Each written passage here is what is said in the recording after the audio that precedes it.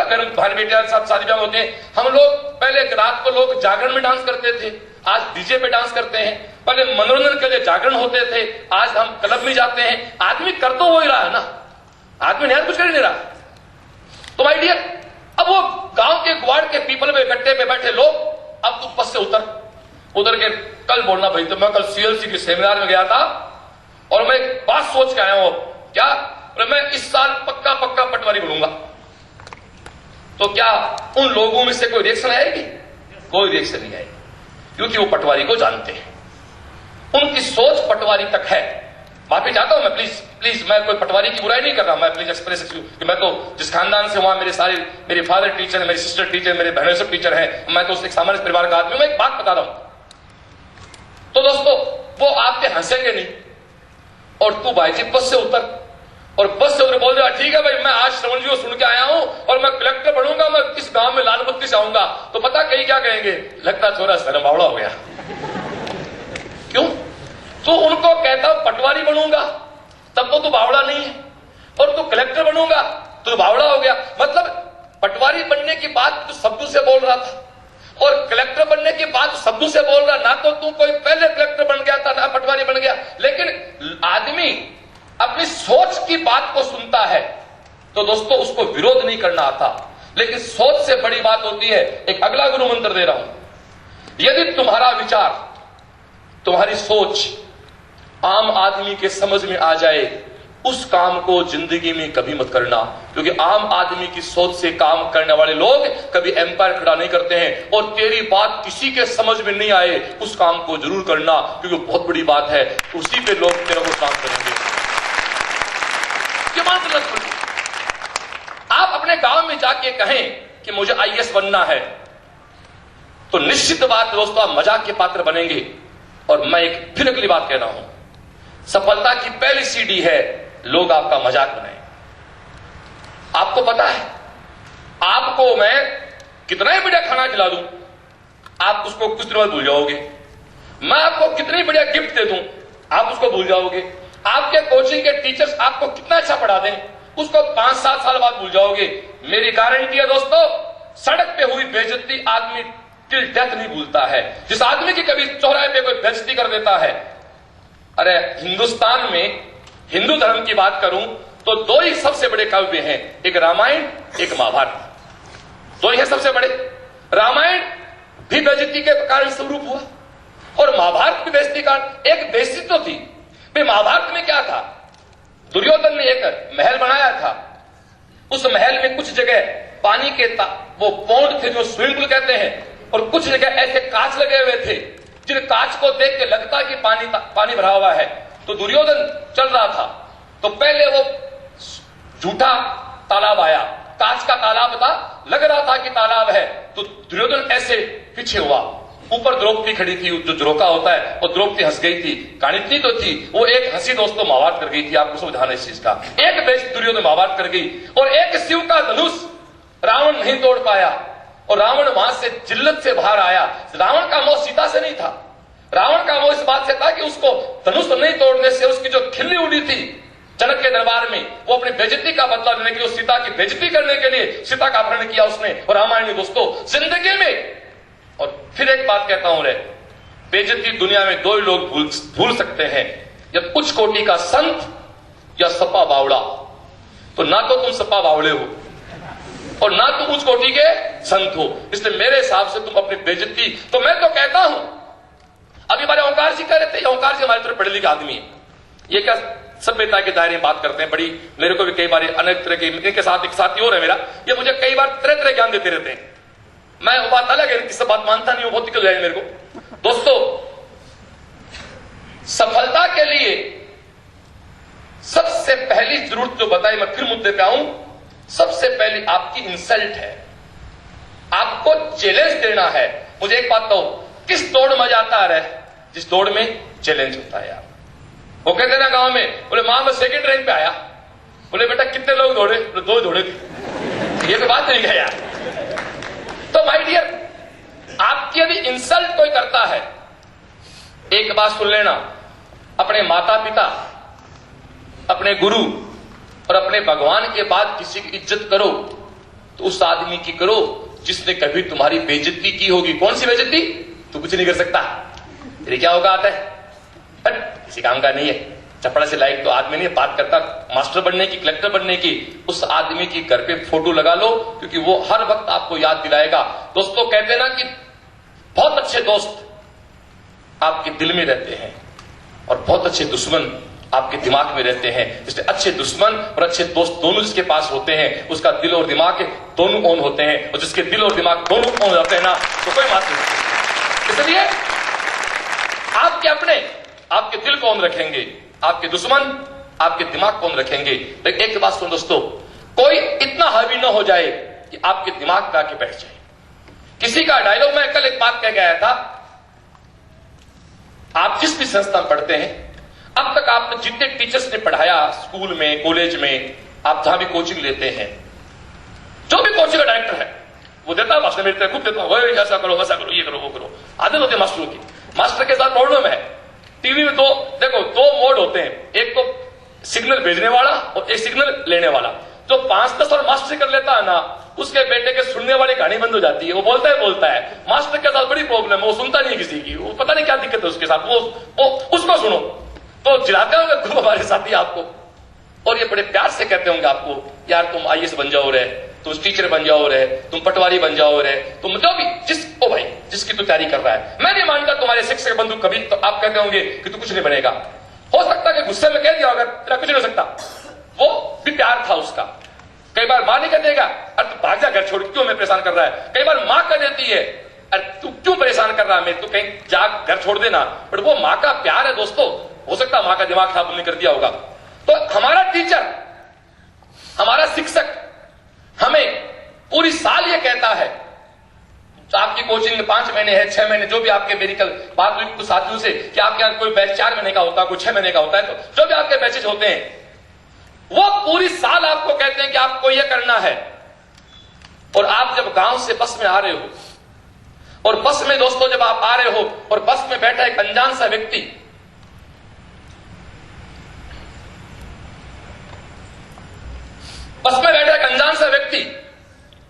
आपके comment pass कर देता है कि तेरा कुछ नहीं होना यार। दोस्तों मां बचपन से कहती आ रही है कि तुझे बड़ा आदमी बनना है, और नुक्कड़ पे खड़ा एक आवारा टाइप का लड़का तुम्हें कहता तेरा कुछ नहीं हो सकता, तो वो तो मेरी मां पे भारी पड़ गया यार।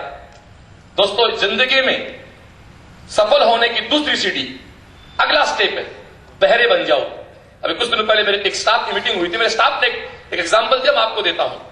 बहरे, जानते हो बहरा कौन होता है? जिसको सुनता नहीं है। सफलता की अगली सीढ़ी आप बहरे बन जाओ। कैसे बहरे बन जाओ? एग्जांपल देता हूं।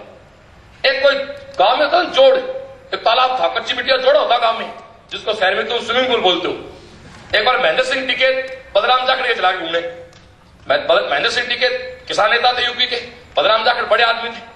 वो महेंद्र टिकैत टिपिकल गांव का आदमी रहा हुआ है, अब तो दुनिया में नहीं है वो। तो महेंद्र सिंह टिकैत बलराम जाखड़ के चले गए। तो बलराम जाखड़ के फार्म हाउस पे स्विमिंग पूल था, और महेंद्र सिंह टिकैत जिंदगी में पहली बार स्विमिंग पूल देखा। उसका गांव में जोड़ देखा हुआ था। तो उसने कहा बलराम भाई बाकी सब ठीक है, तूने इस जोड़ में आंगना क्यों डलवा दिया भाई? क्योंकि बोले स्विमिंग पूल में तूने फर्श क्यों डलवा दिया तूने? तो वो अलग अलग तरह के अपने कल्चर के लोग दोस्तों होते हैं। तो मैं आपसे जो बात दोस्तों कहना चाहता हूं कि आप लोग अपनी व्यवस्थाओं को, अपनी सोच को, तो मैं जो बात कर रहा था कि एक जोड़ मान लो, पानी का एक पौंड मान लो, कोई शब्द आता होगा आपको। अरे भाई कुछ लोगों के साथ बड़ा पंगा है, उनको शुद्ध शहर का एग्जाम्पल दो तो पल्ले नहीं पड़ता बेटों के, और शुद्ध गांव का दो तो पल्ले नहीं पड़ता। बीच के भाई जी कौन सा एग्जाम्पल दूं? एग्जाम्पल दो होते हैं, तो गांव वाले या शहर वाले। अब कईयों को क्या, ना तो गांव के रहे ना शहर के रहे, अचल गगरी चल कर जाए गड़बड़ हो गई। देखो जिंदगी में एक दूसरा फंडा और सुन लो, दुनिया में 2 तरह लोग होते हैं, तीसरे तो फिर वो बीच वाले होते हैं।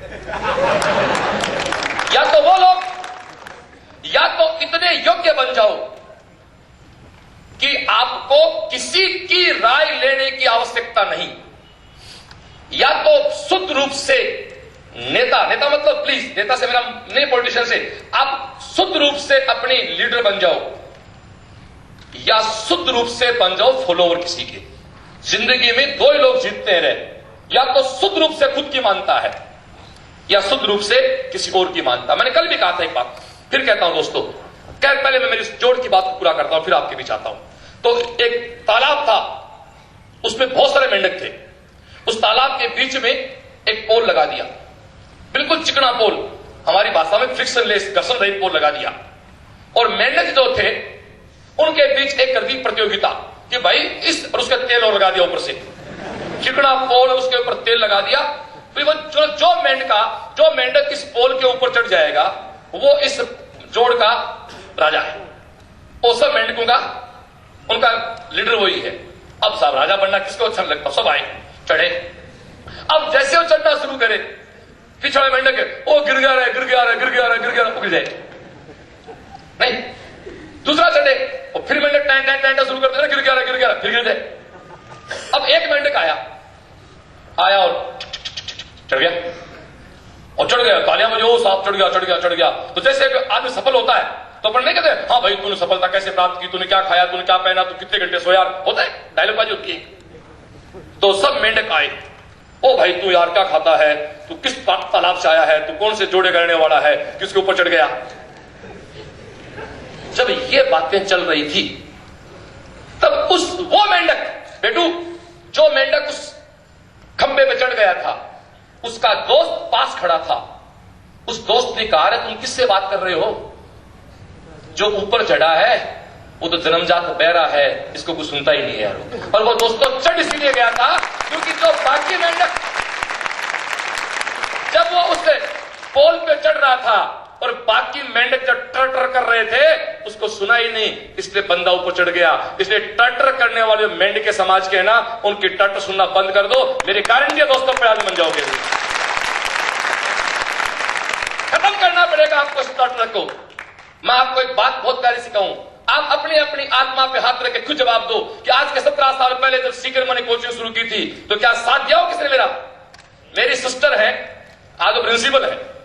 बोलो आपको कहानी बताता हूं। आप पता मेरी कोचिंग कितने रुपए का इन्वेस्टमेंट है, 50 रुपए का।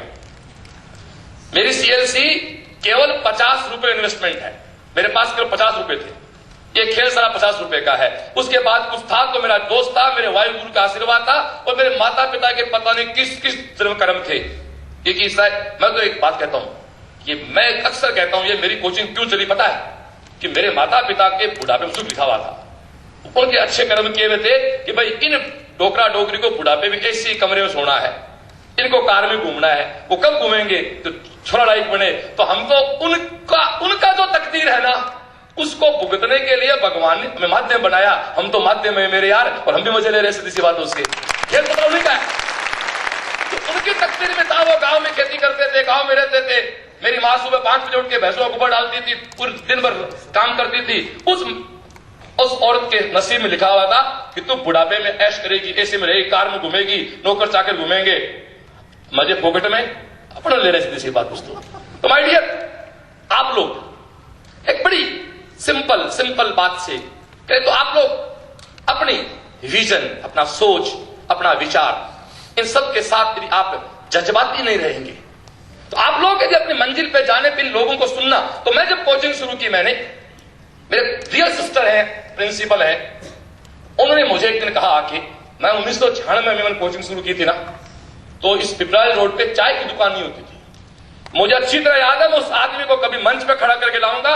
एक बार 98 में 2 लड़कियां, जब आप जो आज आपकी कोचिंग में पढ़ा रहे हैं, ये सब उस समय के स्टूडेंट रहे हुए हैं। जैसे हमारे सुभाष जी हैं, तो वो उस टोल से पढ़ते थे। इनके 3-4 साथी थे जो मेरे साथ आए थे, वो सिलेक्ट हो गए। उस समय मेरे पास आए नहीं, ये भी आते थे, सीधी सी बात है। इनके 3 भाई लेते, तीनों मेरे पास आए थे, तीनों सिलेक्ट हुए, कुछ लोग से नहीं हुए। तो दोस्तों, तो मेरी सिस्टर ने मुझे बहुत, जो मेरी माँ की तरह मेरे लिए सबसे बड़े बहन भाई हमारे में, बड़ी बहन और माँ जैसी होती है, उन्होंने मुझे बड़े प्यार से कहा दोस्तों कि देख भाई श्रवण, तू तेरे को फिड़को जो है ना, वो सीकर के अलावा कट्ठा भी कर ले, तो वो फिड़को हटा बंद कर दे। मेरे साथ की मास्टरनियां कहती हैं कि थालो भाइयों के काम छेड़ो है, तो कोई काम करो।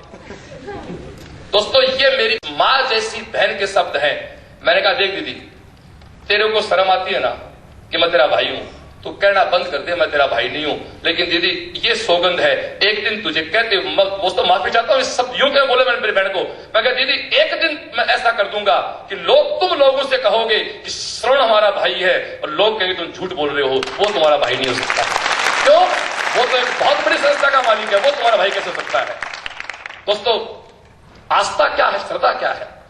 मेरे जो गुरु महाराज हैं, जिनकी अक्सर आप चर्चा मेरे विज्ञापनों में देखते हैं, मेरे वीडियो देखते हैं, वो 97 में मेरे इंस्टीट्यूट जब आए तो वो मुझे श्रवण जी करके बोलते थे, श्रवण चौधरी जी, श्री श्रवण जी। मैंने मेरे वीडियो मेरे साथियों को दिखाया था, मेरे पास वीडियो पड़ा 97 वाला। वक्त बदला दोस्तों, प्लीज एक बहुत गहरी सी बात कह रहा हूं मैं जो भी हूं मेरे माता पिता का आशीर्वाद और मेरे गुरु की मेहर से हूं। दोस्तों जो मेरे गुरुदेव, जो मेरे भगवान मुझे 97, 98, 2000 तक श्रवण जी कहते थे, जब दुनिया मुझे श्रवण कहती थी, और वक्त बदला, मेरी उनके प्रति श्रद्धा बढ़ी, उन श्रद्धा से मेरी मेहनत बढ़ी, उनके लिए श्रवण हो गया और लोगों के लिए मैं श्रवण जी हो गया। दोस्तों यही फर्क है। जो श्रवण कहते थे वो श्रवण जी करने लग गए, जो श्रवण जी कहता था वो श्रवण करने लग गया।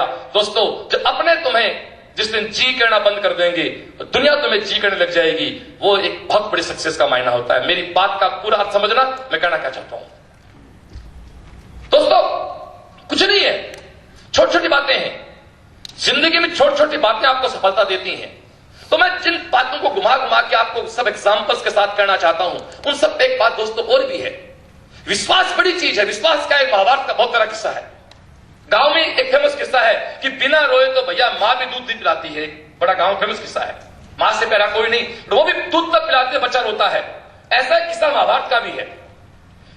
आप दुर्योधन की जो दुस्साहस था, जब उसने द्रौपदी का चीरहरण किया था, उस महाभारत के धृतराष्ट्र के दरबार को आप यूं सीन में लड़ा समझे कि एक महिला पूरे दरबार में दोस्तों उसकी साड़ी खींची गई थी। सब पता आपको, आप साहित्य के आदमी हो।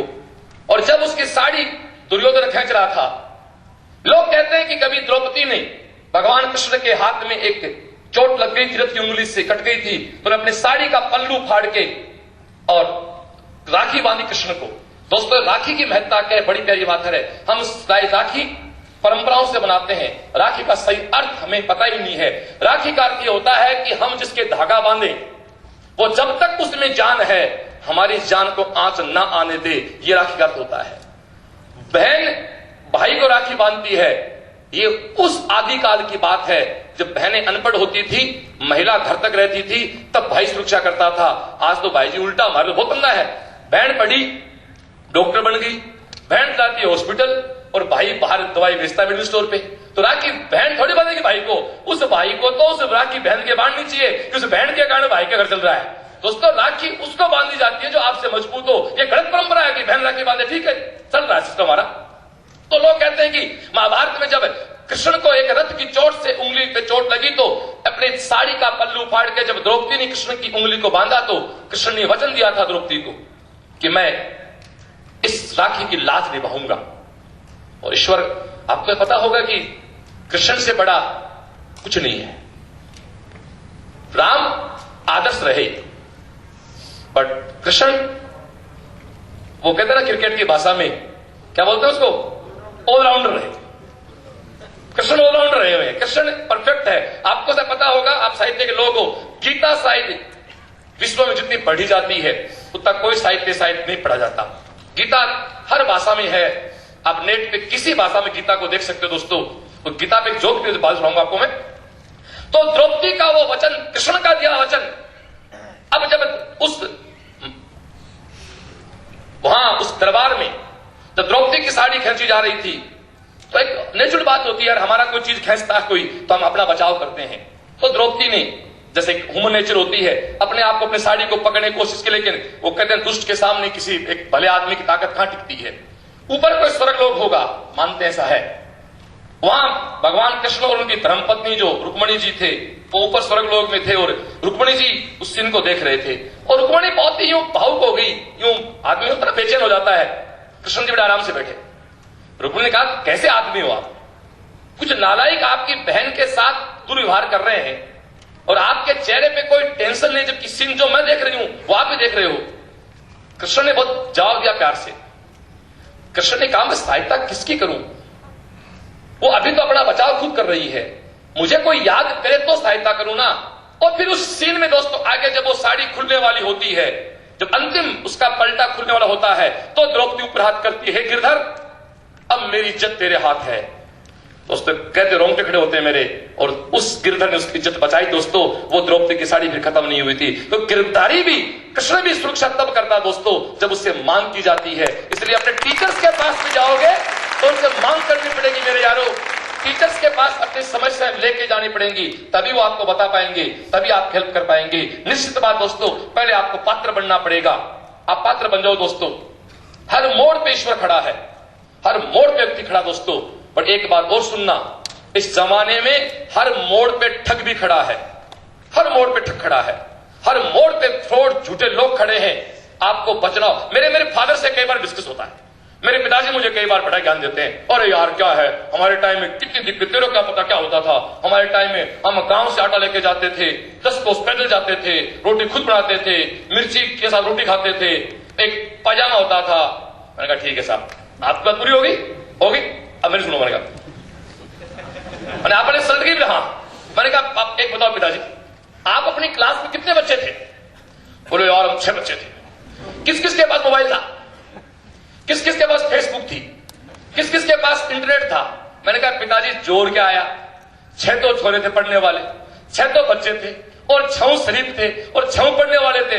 मैंने कहा बापू 100 में 1 तो पढ़ने वाला है, और 99 क्लास में नेट पे मोबाइल से चैटिंग करते अपने गर्लफ्रेंड्स के साथ, उनके बीच पढ़ना पड़ता छोरे के बेचारे को। मैंने कहा दोनों आता है, दिक्कत क्या सब है, सब कुछ आपके पक्ष में था। बोले यार ये बात तो मैंने कहा पिताजी हर दौर की अपनी आपके वो समस्याएं थी, आज समस्याएं दूसरी है दोस्तों। दुनिया का ऐसा कोई दौर नहीं जहां समस्या नहीं रही। एक बड़ा सिंपल एग्जांपल है, आपको लगता होगा कि साहब हम और ये कोचिंग वाले डायरेक्टर इनके मजे हैं, कार में घूमते हैं, मोबाइल रखते हैं, ये रखते हैं, वो रखते हैं, महंगे मोबाइल हैं, बढ़िया कपड़े पहनते हैं, क्या मजे यार, मजे इनके तो। और दिक्कत अपने अपने सारी यार, ऐसा नहीं है। एक जंगल है, एक जंगल में सुबह एक हिरण उठता है और एक शेर उठता है। तो बड़ा कौन? शेर, राजा। एक जंगल में दोस्तों एक सुबह एक हिरण उठता है, और उठते वो हिरण का पहला सोच क्या होता पता है? कि मुझे आज तेज भागना है, यदि मैं तेज नहीं भागूंगा तो शेर मेरा शिकार कर जाएगा। और दोस्तों एक शेर उठता है, वो भी ये सोचता है कि मुझे आज तेज भागना पड़ेगा, नहीं तो हिरण मेरे हाथ नहीं आएगा। दोस्तों हिरण हो चाहे शेर हो, काम सबको करना पड़ता है। और जो हिरण तेज नहीं भागते हैं उनको शेर खा जाते हैं, और जो शेर तेज नहीं भागते हैं उनको किसी और का किया हुआ शिकार खाना पड़ता है। और का किया हुआ शिकार खाने वाले गिद्ध कहलाते हैं दोस्तों, शेर नहीं कहलाते हैं। रहे शेर वो है जो खुद अपना खाए। वो एक हमारे ओंकार जी कई बार एक शेर सुनाते हैं कि बूंद भर कतरा भर एहसान नहीं है मेरा समुद्र का मुझ पर, कतरा भर एहसान नहीं है समुद्र का मुझ पर, जब भी पानी पिया पत्थरों को तोड़ के पिया। दोस्तों हमने एक बहुत प्यारी जगजीत की गजल है कि हम भी दरिया हैं। मैंने कहा था साफ रास्ते में समस्या कम आती है, लेकिन दोस्तों रास्ते बनाने वालों को समस्या नहीं आती है। वो एक नशा होता है, एक जुनून होता है कि हम भी दरिया हैं, हमें अपना हुनर मालूम है। हम भी दरिया हैं, हमें अपना हुनर मालूम है, जिस तरफ भी जाएंगे रास्ता बन जाएंगे। दोस्तों माफी चाहता हूं, एक शब्द कहते, हो सकता मेरा अहंकार लगे, मेरा घमंड लगे। 1996 में जिस शहर में लोगों ने मुझको मजाक बनाया, जो कोचिंग शब्द के नाम से चिढ़ते थे, आज पिपराली रोड आपका, माफी चाहता हूं, जो तबेला मार्केट है उससे बड़ा मार्केट बन गया। दोस्तों ये किसकी देन है? ये केवल सीएलसी की देन, इसके अलावा कुछ देन नहीं है किसी की। केवल और केवल दोस्तों सीएलसी का सिस्टम है, सीएलसी की मेहनत है। और एक बात और सुनो बच्चों, आपके पास तो साधन है, आपके पास संसाधन है, हमारे पास तो दोस्तों केवल जोश जुनून था, आपके पास जोश है, जुनून है। दोस्तों सपने कैसे पलते हैं? बच्चों आपके सामने खड़ा होकर वो एग्जाम्पल दे रहा हूं जो शायद आपको फिर लगेगा ये झूठ बोल रहा आदमी। सपने कैसे पलते हैं? मैं 11वीं क्लास में जब फतेहपुर पढ़ता था, मेरे फादर टीचर रहे हैं। जिनके फादर टीचर है वो समझ सकते हैं टीचर किस तरह के प्राणी होते हैं, वो अपने बच्चों पे कितना अत्याचार करते हैं, धोखा पिटी भयंकर करते हैं। पर यह भी अलग बात है कि टीचर्स के बच्चे बहुत आगे भी निकलते हैं, ये भी सच है। आज पिछले दिनों मंत्री राजकुमार शर्मा जी आए थे, बोले मेरे फादर टीचर थे, मेरा बेटा मंत्री बन गया, मेरे मित्र हो। वो टीचर अंकल की देन है कि आप मंत्री बन गए। दोस्तों, तो मेरे फादर बहुत ज्यादा स्ट्रिक्ट थे, सिद्धांतवादी हैं, और उन्हीं की तपस्या की आज हम यहां खड़े हैं। बोर्ड के एग्जाम के 20 दिन पहले मेरे को अचानक सुबह कहा कि तेरे को सीकर जाना है एक शादी में। 1988 की बात है। मैंने कहा यार, जो पिताजी अपने को कमरे से बाहर नहीं जाने देते हैं, वो एग्जाम के 20 दिन पहले कि तो सीकर जा। मैंने कहा मौज होगी। मौज किस बात की होगी? सीकर जाएंगे। मैं सीकर उस समय फर्स्ट टाइम आया था, मेरा फर्स्ट राउंड था 1988 में, मैं पहली बार सीकर आया था। मैंने कहा यार सीकर जाएंगे तो निश्चित बात है फतेहपुर की बजाय मिठाई शादी में ठीक मिलेगी, साफ बात है।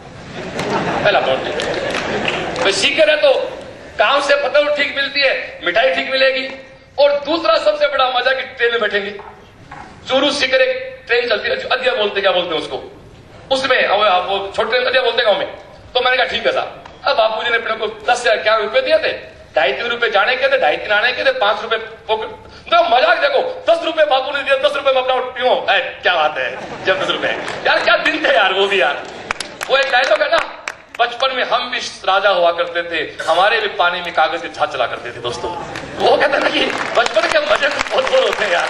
तो वो एक 10 का नोट लेके हम, अब थोड़ा सा मेरे साथ आप सीरियस हो जाएं, एक 10 रुपए का नोट लेके बापू की परमिशन के साथ, इसलिए कोई डर था ही।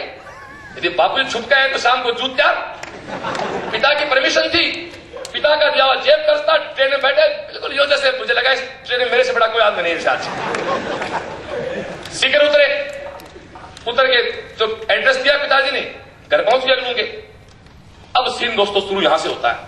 मैं जब तक उनके घर पहुंचा तब तक बाय गॉड मेरे दिमाग में एक ही बात था कि मिठाई क्या खानी है अपने को। मैं योजना में चल रहा था कि किस तरह की मिठाई को कैसे खानी है। लेकिन मेरे यार, जैसे उस घर पहुंचा, मेरा ऊपर का स्विच डिस्टर्ब हो गया। मैंने वहां पहली बार, जब मैं शादी में आया तो कॉमन सेंस के बाद तो मेरे जानकार थे, मेरे रिश्तेदार थे। पिताजी ने कहा ये अपने तेरी बुआ दादी के परिवार के लोग हैं, मेरी बुआ दादी थे, उनके वो लड़के हैं, वो ऐसा रिश्ता अपना उनके साथ, तू जा। दोस्तों, मैं पहुंचा तो मैंने पहली बार 1988 में मेरे जानकार के स्कूटर देखा। तो तेरी, मैंने कहा यार स्कूटर नहीं तो। मैंने बाहर पड़ा हुआ टेलीफोन दिया, कौन सा, वो जो काला काला से उंगली से नंबर घूमते थे से, आपको पता ही नहीं होगा, फिल्म देखा होगा। तो तेरी, मैंने कहा अपने जानकारों का टेलीफोन है। और मैंने पहली बार मेरे किसी जानकार को टाई पहने हुए देखा। वहां उस शादी में 4-5 लोग ऐसे थे जो ड्रेस मैंने आज जिस तरह से मैं उसको पहन के मानता हूं, मैं ठीक से कपड़े पहन रखे हैं, इस तरह कपड़े पहने देखा रही हूं, लगा यार पढ़े लिखे आदमी, बिल्कुल सेव बनी और ये सब। मैंने कहा यार ये अपने जानकार है। दोस्तों, बात शुरू यहां से करता हूं मेरी। मैं उन सबको देख के मैं टोटली शॉक्ड था। मैंने भोजन लिया, मैं ट्रेन में बैठा, मैं वापस सीकर पहुंच गया। मैं वापस सीकर फतेहपुर पहुंच गया। फतेहपुर जाने के बाद दोस्तों, मैंने डायरी के 2 पन्नों पे, एक पन्ने पे 2 लाइनें लिखी कि मैं जिनसे आज मिलके आया हूं वो मेरे परिवार के लोग हैं, मेरे परिवार के लोग वहां पहुंच सकते हैं। मैं अपने आप से सौगंध खाता हूं कि मैं भी एक दिन उनकी तरह इस सीकर में एक बड़ा आदमी बन के दिखाऊंगा। और दोस्तों, एक दिन सीकर के एक फंक्शन में मुझे मेरे उस माइक के साथ, माइक जानते हो, गार्जियन, मुझे मेरे उन गार्जियन के साथ मंच पे बैठने का मौका मिला। तो यह किस्सा उनके सामने मैंने सुनाया, वो भावुक से हो गए थे। वो शख्स है चैन सिंह जी आर्य। चैन सिंह आर्य सीकर की भव्य पर्सनैलिटी है, वो मेरी बुआ दादी के परिवार से है। मैंने कहा दादाजी, अंकल जी, ताऊ जी, जो आज मैं यहां हूं उसमें आपका एक बहुत बड़ा रोल है। दोस्तों, आर्य साहब की शादी, उनका लड़का जो मैनेजर है, उनकी शादी थी। हो सकता है शादी में और बहुत लोग आए होंगे। उन्होंने क्या देखा था मुझे नहीं पता, लेकिन श्रवण एक आया शांति से था, गया तूफान लेके था। आप इसको चाहे मेरी शब्दों का जाल समझो, चाहे श्रवण की हकीकत समझो। दोस्तों, ये चीज यदि आप में सामने बैठे लोग मेरे को देख के सौगंध खा जाए कि हमें भी इस आदमी की तरह, मैं माफी चाहता हूं, मैं बड़ा आदमी नहीं हूं, लेकिन आज आपके लिए मैं प्रेरणा बन सकता हूं। दोस्तों, आप ये सौगंध खा जाएं कि हम भी एक दिन ऐसा बन के समाज के काम आएंगे, तब तो दोस्तों आज की शाम साकार है। अदरवाइज तो हम भी मेंढकों की तरह ट्रटर करके इकट्ठे वापस निकल जाएंगे। दोस्तों, कुछ मतलब नहीं। आप लोगों से मेरी अपील है, मैं आपको फिर से कहता हूं, अरे सुनो यार, किताबों से बाहर कुछ आता नहीं है, किताबें तुम्हारे पास हैं और मंच पे खड़ा होकर वादा करता हूं मेरे यार, यदि तू वास्तव में पढ़ने की इच्छुक है और तेरे पास बुक्स का अभाव है और वाकई तू नीडी है, तो तुम मेरे पास आ जाना, जितनी मेरी सामर्थ्य है तेरी हेल्प मैं कर दूंगा, चाहे बुक्स की बात हो चाहे और हो। वाकई तू नीडी और प्रतिभाशाली है, पर एक वचन देके जाना पड़ेगा कि यदि मैं एक की सहायता करता हूं तो एक कितना बड़ा आदमी बन के तू फिर 5 की उंगली पकड़े। तो दोस्तों ये दर हमेशा खुला है और ये खुला रहेगा, ऐसे कहीं भी आपको लोग मिल जाए आप मेरे पास आए। जब मेरे ऐसे लोग दोस्तों, एक बड़ा सिंपल एग्जांपल दोस्तों, एक फिर से कहानी आपको बताता हूं मैं।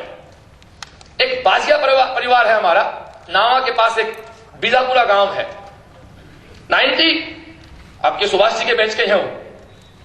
97 में मैंने कोचिंग शुरू किया था, तो दोस्तों वो लड़के ने एस के स्कूल से 12वीं पास किया 96 में, और वो एसटीसी का, देखो आप कहते हो ना गाइडेंस से क्या होता है, प्रेरणा से क्या होता है दोस्तों, परिवार का नक्शा बदल जाता है। मैं अभी जो एग्जांपल दे रहा हूं 96 में एक लड़का ईश्वर बाजिया नाम का एसके स्कूल से 12वीं पास करके अपने एसटीसी का फॉर्म भर चुका होता है, जिनमें आप लोग कुछ कर चुके होंगे काम। एसटीसी में उसका एडमिशन हो गया था, उसके 86% मार्क्स थे। वो एक घर में जिनके किराए पे रहा करता था, वो खुद टीचर है, वो मेरे फादर और मेरी दीदी के साथ काम किए हुए थे। उन्होंने कहा श्रवण तूने कोचिंग खोली है, मेरे घर में रहता लड़का, उसके पास फीस तो है नहीं, बट तू उसको पढ़ा देना तो उसका भला भी हो जाएगा और तेरे को रिजल्ट मिल जाएगा। मैंने कहा ठीक है भाई साहब भेज दो आप। वो लड़का दोस्तों मेरे पास आया, कोचिंग चली जुलाई में, अगस्त सितंबर अक्टूबर तक चलती रही कोचिंग। नवंबर आते आते ठंड आ गई, तो हमारा उस समय क्या मेरे पास 2 टीन सेट हुआ करते थे, 2 कमरे, 13 कमरे थे। एक कमरे की क्षमता 20 बच्चे बैठने की थी और एक कमरे की क्षमता 30 बच्चे बैठने की थी। ऊपर टेने थी, बारिश होती थी छुट्टी करनी पड़ती थी क्योंकि टेने टप टप टप बजती थी। सेल्स स्टार्ट वहां से हुई है। तो दोस्तों इस पर सुबह के बैच में आता था, सर्दियां आई तो वो शाम को आना शुरू हो गया, जबकि हमारा कॉन्सेप्ट था बेटू कि अच्छे बच्चे सुबह आएंगे, तो थोड़े कमजोर बच्चे हैं नहीं पढ़ने वाले बच्चे शाम को बुलाएंगे। तो इस पर शाम को शुरू हुआ। उसको मैंने कहा तू शाम क्यों आता यार, शाम को तेरे जो बैच है तेरे लेवल का ही नहीं है, सुबह का बैच तेरे लेवल का है। उसने मुझे कुछ नहीं कहा, ये बात चलती रही। 1 महीने बाद मेरे को गुरुजी मिले, बिरबल जी गुरुजी। मैंने कहा वो छोरा यार शाम को आता है, आज सुबह करना उसको। तो बिरबल जी ने कहा रे क्या शाम को आता है, सुबह 7 बजे ठंड पड़ती है यार, और उसके पास स्वेटर नहीं है। 97 के ईश्वर के पास पहनने को स्वेटर नहीं, गांव में पिता भेंट चलाता है, 2 झोंपड़े होते हैं, ये 97 किस्सा है। बिना स्वेटर वो लड़का कोचिंग का टाइम चेंज कर ले दोस्तों। उसका सिलेक्शन होता पहले चांस में, फिर उसका छोटा भाई दूसरा सोवन आता है 99 में, वो सिलेक्ट होता है। 2001 उसका तीसरा भाई आता है, वो सिलेक्ट होता है। वो बड़े दोनों भाई थे, वो गांव में शादी बचपन में हो गई थी, वो लड़कियां तो खैर कम पढ़ी लिखी थी। तीसरा था, उसकी शादी बाद में हुई, उसकी मिसेस डॉक्टर है, आज वो 4 बच्चे डॉक्टर हैं, जिनके घर की पर मंथ इनकम है 4 लाख रुपए आज। लेकिन अगली बात सुन, बात यहां खत्म नहीं हुई है, उनमें संस्कार है। ईश्वर कैसे, ईश्वर की मैं एग्जाम्पल दे रहा हूं, इसलिए 4 लाख कमा रहा है, एग्जाम्पल से बात करनी बेटा। वो जो बिरबल जी गुरुजी हैं, जिनके घर पे रहते थे, जिन बिरबल जी गुरुजी ने सहायता की उस बच्चे की, बिरबल जी की मिसेज को लोग अपने भाई कहते थे, अपने गांव में भाई कहते ना। तो दोस्तों बड़ा कल्चर है। हम जब कोटा गए इंजीनियरिंग करने के लिए, सीकर में जारी की पीटी की, भगवान सिंह जी आर्य के पास, एसआर सिंह जी के पास पढ़ाई की। कोटा गए तो रूम किराए पे लिया, पहली बार बड़ा आपको मेरे साथ बहुत ट्रस्टी हुई। तो मकान किराए पे लिया साहब खाना बनाने के लिए। तो हमारी कॉलेज के हमारे सीनियर मिले, तो वे श्रवण एक काम कर, तुम कितने लड़के, मैंने कहा बॉस हम बॉस बोलते हैं कॉलेज में, मैंने कहा हम 2-3 लड़के सीकर से आए हैं और हमने वहां मकान लिया है। तो ठीक है मैं ऐसा करता हूं, एक सीनियर थे हमारे यहीं के महेंद्र जी ओड़ा, आज तो पहिए लगे हुए हैं, तो उन्होंने कहा मैं आपको एक बाई की व्यवस्था कर दूंगा, वो आपको खाना बना जाएगी। मैंने कहा यहां बहन कहां से आएगी यार। पता लगा खाना बनाने को बाई कहते हैं। हमें गांव में सबसे प्यार हमारी बहन को बाई कहते हैं और शहर में बाई कहते हैं खाना बनाने वाले को। यार अब कितना डिफरेंस है। तो अब इन दोनों के चक्कर में आदमी कई बार घंटे हो जाता है। इसलिए आपको कल्चर को समझना पड़ेगा दोस्तों, कल्चर क्या हमारा, आप अपने कल्चर में रहें तो पंगा। तो दोस्तों ईश्वर बाजिया बिरबल जी की मिसेज को अपने बहन कहते, भाई कहते थे। तीनों भाई पढ़ गए दोस्तों, घर पे रह लिए, सिलेक्ट हो गए। यदि उनके बाद वो बीरबल जी को ठेंगा दिखा दें, बीरबल जी क्या करने उनका भाई? कहे कौन बीरबल जी यार, लोग तो माँ बाप भूल जाते हैं। मुझे दया क्यों लोगों पे यार, जो खुद ऊपर एसी के रूम में रहते हैं और माँ बाप के नीचे एक अलग से गैरेज बना देते हैं। दोस्तों, कभी इतने बड़े मत बन जाना रहे कि जिन्होंने बड़ा बनाया वो तुम्हें छोटे लगने लग जाए। दोस्तों, कोई मतलब नहीं है दोस्तों, कोई बड़ा बनने की जरूरत नहीं है। लेकिन दोस्तों, वो जो ईश्वरबाजियां है, अभी कुछ दिनों पहले बीरबल जी की बच्ची की शादी हुई, वो दोस्तों सगे मां के जाए भाई की तरह लाखों लाखों रुपए का मायरा भर के गए। उन्होंने अपने एहसान को आज ही माना है, तो ताजिंदगी अपने एहसान को मानेंगे। तब दोस्तों वो लोग समाज में, आज जो ईश्वर कभी स्वेटर को तरसता था, वो ईश्वर आज डीडवाना में एक ऑर्थोपेडिक का बहुत अच्छा डॉक्टर है। और अभी मेरे पास लेटेस्ट खबर आई है, वो कह रहा बॉस नौकरी छोड़ के मेरा हॉस्पिटल बना रहा हूं। चाहे 3rd ग्रेड की नौकरी दोस्त तरसते हैं, वो 1st ग्रेड का मेडिकल ऑफिसर लगा हुआ है, जो एमओ कहते हैं, वो अपनी सरकारी नौकरी को दोस्तों लात मार के और अपना खुद का हॉस्पिटल स्टार्ट करने जा रहा है। वो लड़का जिसकी तुम कल्पना नहीं कर सकते, वो भी तुम्हारी तरह से एसटीसी बीएड करके टीचर दोस्तों बन जाता। आप में भी दोस्तों, मैं तो कहता हूं कि हर आदमी में एक हनुमान जी होता है, एक जामुन चाहिए। और सीकर में दोस्तों, ये मेरे कोचिंग के साथी जो हैं, इतने समझदार और इतने मेच्योर हैं, वो एक जामुन का रोल अदा कर रहे हैं। और मैं भी शायद इस सेमिनार के पीछे मेरा मकसद यही था कि मैं कुछ लोगों का जामुन बन जाऊं और कुछ हनुमान पैदा कर दूं। दोस्तों, एक बात बीच में कहूं, हमने जो विज्ञापन दिया है कि आरपीएससी और ये नर्सिंग और ये तीसरा, इनकी हम सेमिनार करेंगे, तो हमारे पास बहुत से ऐसे फोन आए कि श्रवण जी क्या आप एक कोचिंग स्टार्ट कर रहे हो सकता है मेरे कोचिंग वाले साथियों को भी उस विज्ञापन को देख के टेंशन हो गई होगी कि ये बेटा और हमारे कंपटीशन में आ गया। दोस्तों, मैं इस कार्यक्रम में आज जो मैं कर रहा हूं, ये मेरी आज की योजना नहीं है, ये मेरा 8 साल पुराना सपना है। 8 साल पहले का सोचा था मैंने, और ये आपके सुभाष जी उसके गवाह हैं। हमारी दोनों योजना थी 8 साल पहले, और मैं झूठ बोल रहा हूं तो उनको सौगंध आपने खुद किया कि मैं झूठ बोल रहा हूं। दोस्तों, बीच में मेरे कुछ एक ऐसा दौर आया कि मुझे मेरे सिस्टम को एक बार एक स्ट्रगल के दौर से गुजरना पड़ा।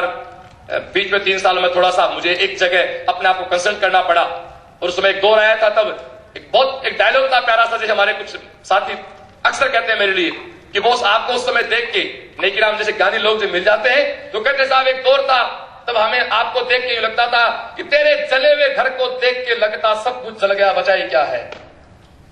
तेरे जले हुए घर को देख के लगता सब कुछ जल गया, बचाई क्या है। अरे मेरे यार, तुझे जिंदा देखा तो लग गया सब कुछ बच गया, जलाई क्या है। तो दोस्तों, आप जिंदा हैं तो सब कुछ ठीक है। दोस्तों, तो ये 8 साल पुराने विचार था। थीम क्या थी कि शहर में ये आज ये मार्केट तो आज बना आरपीसी का और इनका पटवारी का, उसमें तो शुरुआत थी। मैंने कहा इन बच्चों को, मेरा आपके प्रति एक स्वार्थ है भाई, ये जो मैं मीटिंग कर रहा हूं उसके प्रति एक स्वार्थ है मेरा, वो बताऊंगा भी आपको मैं। तो मैंने 8 साल पहले सोचा, फिर बीच में कुछ मैं मेरे काम में उलझ गया, फिर एक विचार आया, विज्ञापन लगाया। दोस्तों, इस सेमिनार के पीछे सबसे बड़े 3 मकसद हैं। पहला मकसद, आप लोग सफल होके कहीं मुझे मिले तो आप मुझे बड़े प्यार से नमस्ते करें। वो तब करेंगे जब आपसे मैं मिलूं। आज हम मिले हैं तो मेरा ऐसा मानना, कुछ लोग सफल होंगे तो अपनी सफलता में कहीं ना कहीं भी कोट करेंगे कि यार एक दिन हम सीएलसी गए थे, श्रवण जी ने हमें कुछ ठीक बातें बताई थी, और मिलोगे तो शायद अनायास से आप सर नमस्ते, सर गुड मॉर्निंग निकलेगा। एक पहला स्वार्थ। दूसरा स्वार्थ, आप मेरे शहर में आए हो। दोस्तों, आदमी की 2 मां होती हैं, एक जन्मभूमि, एक कर्मभूमि। जन्मभूमि और कर्मभूमि दोस्तों, एक सीकर मेरी कर्मभूमि है, तो मेरे लिए मातुल्य है। आदमी के कहते हैं ना, हमारे सीएलसी के बच्चे कहते हैं कि विदेश में केवल एक मां होती है। बहुत प्यारी बात है मेरे बच्चे की बात। विदेश में केवल एक मां होती है, पैदा करती है। हिंदुस्तान में 2 मां होती है, एक मां और एक भारत मां। और सीएलसी में 3 मां है, मां, भारत मां और सीएलसी मां। हमारे बच्चे सीएलसी को मां कहते हैं। दोस्तों, मेरे यहाँ बच्चे गुड मॉर्निंग नहीं करते हैं।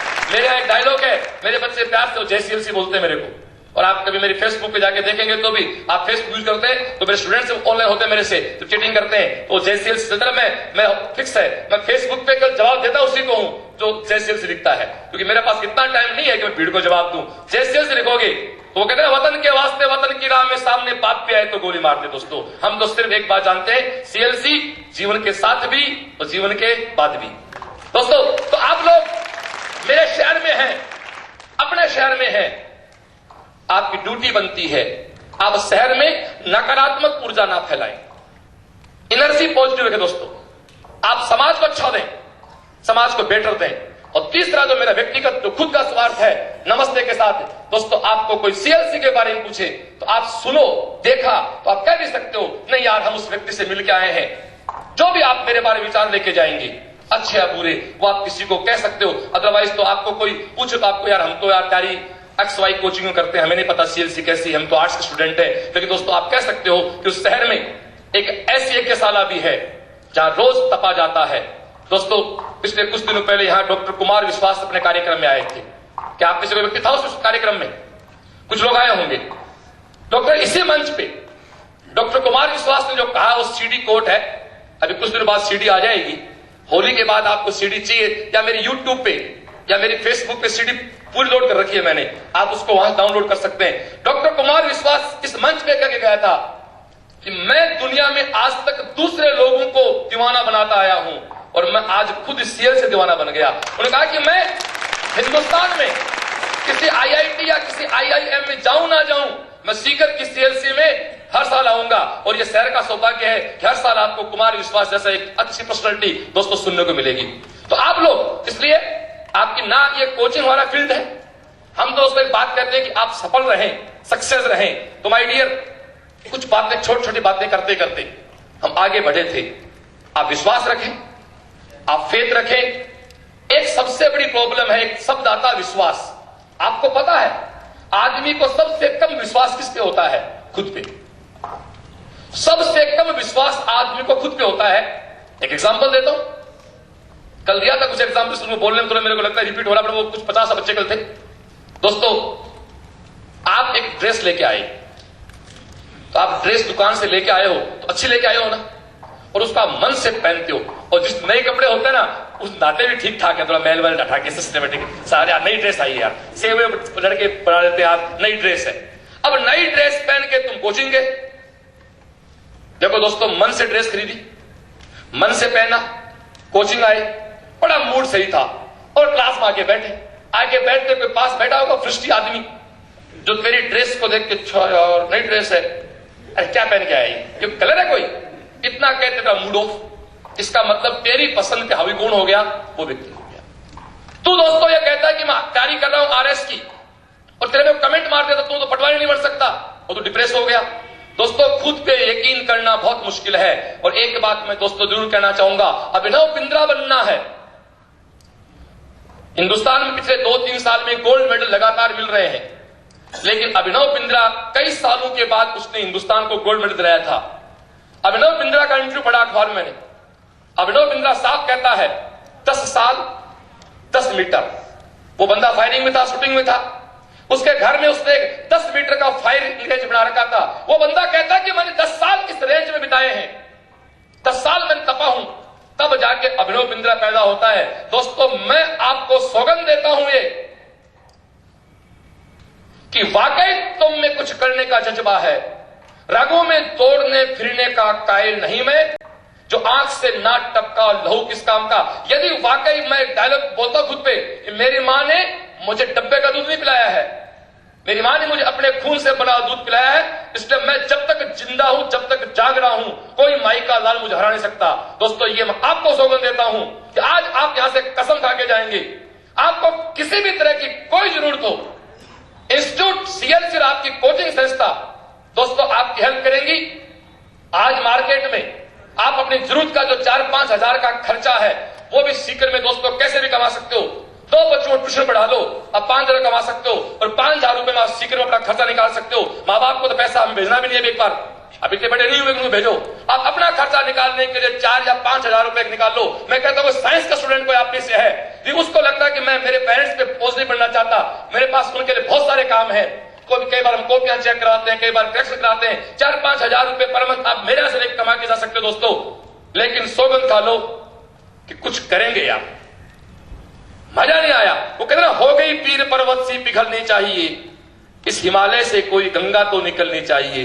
अरे सिर्फ हंगामा खड़ा करना तो मकसद नहीं अपना यारो, तेरे सीने में ना सही मेरे सीने में सही, हो कहीं भी आग, पर आग ये दोस्तों जलती रहनी चाहिए। दोस्तों एक लड़का है अनिल जायसवाल, आप अनिल जायसवाल का फोटो नहीं मिले, 2 एग्जाम्पल दे रहा हूं आपको मैं। एक बिहार का लड़का है, पहले उसका एग्जाम्पल देता हूं, नाम मुझे ध्यान नहीं उसका। उस आदमी ने आईएएस को टॉप किया था 2010 या 11 में, सुभाष जी सब लोग नाम जानते होंगे आपके इंस्टीट्यूट वाले। उसका यूट्यूब पे इंटरव्यू पड़ा है, आईएएस टॉपर डालो आप, वो अपने आप आ जाएगा देखना। वो यूट्यूब पे सामने बैठा है और कोई टीवी की एक एंकर लड़की होती है जो सामने बात करती, लड़का जो भी उद्घोषक पता है, तो वो एक लड़की जो है उसका इंटरव्यू ले रही है। आप आईएएस टॉपर डालना, यूट्यूब पे आ जाएगा। दोस्तों वो बच्ची, वो लड़की जो एंकर होती है, वो उस लड़के से कहती है, बिहारी है वो, बिहारी बोलते से पता बिहार का वो कहती है कि आप सफल कैसे हुए? तो वो लड़का अपनी कहानी बताता है। आपको लगता है मैं आपको जोक सुना रहा हूं, आप मेरी नहीं माने, आप जाके देखें यूट्यूब पे। वो कहता, मैं जब 5वीं पढ़ता था तो मेरे घर में कमरा नहीं था और ना मेरे पिताजी के पास इनकम थी। हम 3 बहन भाई थे, तो मेरी 2 बहनों को और मेरी मां को, पिताजी को ननिहाल छोड़ के आना पड़ा क्योंकि रोटी नहीं थी हमारे पास। मेरे को पिताजी ने साथ रखा, सरकारी स्कूल में एडमिशन हुआ, मैंने और मेरे पिता ने मिलकर कमरा बनाया, ईंट और गारे का कमरा।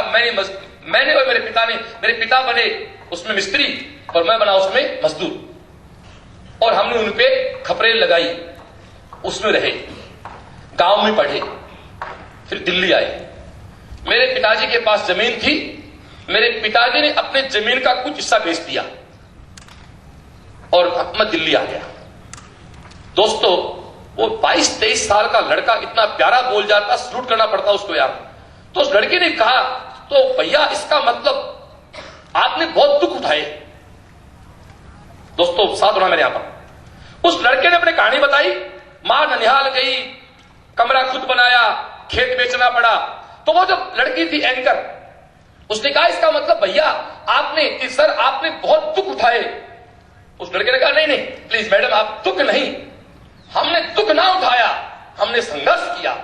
दुख और संघर्ष में फर्क होता है, आप सुनो हमसे।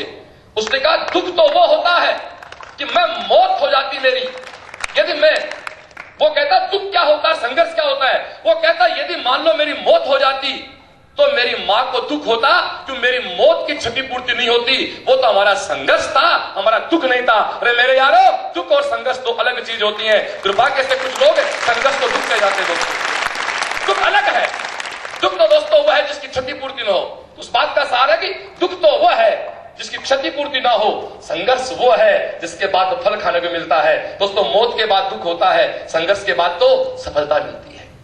दूसरा एक एग्जांपल देता हूं अनिल जायसवाल का, जिसकी हिंदुस्तान आईएएस में 21वां रैंक आया 2007 या 8 के आसपास। रिजल्ट कैसे रहा? अनिल जायसवाल दोस्तों दिल्ली तैयारी करता था, कानपुर करने वाला था, दिल्ली आगे उसके फादर साथ, उसके फादर दोस्तों दिल्ली में रिक्शा चलाते थे, जानते रिक्शा, वो हाथ से टेम्पो नहीं।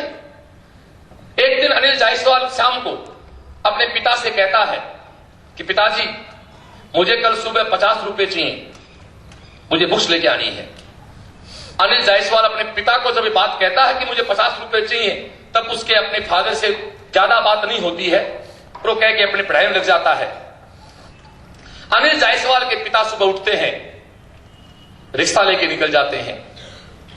पूरे दिन दोस्तों बारिश होती है, ये कहानी है दोस्तों, पूरे दिन बारिश होती है और अनिल जायसवाल के फादर को बुखार था। लेकिन रात को जब अनिल जायसवाल ने अपने पिता से कहा कि मुझे 50 रुपए चाहिए, तब अनिल जायसवाल को पता नहीं था कि मेरे पिता को बुखार है। एक बुखार से पीड़ित पिता दोस्तों सुबह 6 बजे बरसात में रिक्शा लेके निकलता है। शाम को जब 100 रुपए कमा के लाता है, और 50 रुपए में बेटे को देता है, तब अनिल जायसवाल देखता कि मेरा पिता बुखार से तड़प रहा है। दोस्तों, अनिल जायसवाल लिखता है डायरी में अपनी में कि ना मैं रो पाया, ना मैं कुछ कर पाया, मैंने मेरे पिता को बुखार से तड़पते हुए देखा, 50 का नोट लिया, मेरे कमरे में आ गया और कमरे में आके मैंने डायरी में 2 लाइनें लिखी। वो लाइनें उसने पत्रकार बंधु से बताई। कब? जब उसका सिलेक्शन हुआ।